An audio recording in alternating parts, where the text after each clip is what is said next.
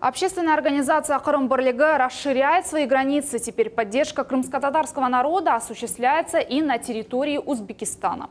За круглым столом в Симферополе общественники подписали договор о сотрудничестве с узбекскими представителями. Бесплатная юридическая консультация, все, что касается законов Российской Федерации, мы им доводим. Мы им доводим, что для того, чтобы получить гражданство, какой путь надо пройти.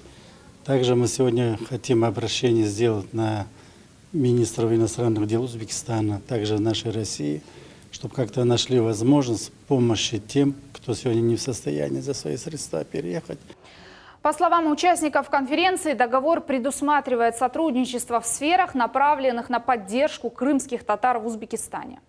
Предусматривается, значит, усиленная плотная работа, также развитие спорта, развитие культуры и всех крымско-татарских, значит, скажем, событий, произошедших что и в Крыму, и на территории Республики Узбекистан.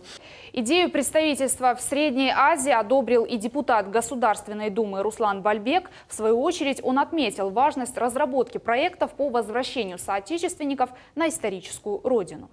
Вот большая благодарность руководству Крым Бірлігі, то, что проводит такую работу и обеспечивает наличие такого единого культурного пространства. Конечно же, мы будем участвовать, содействовать, помогать в том, чтобы крымские татары не утратили вот эту связь, находились в едином культурном пространстве.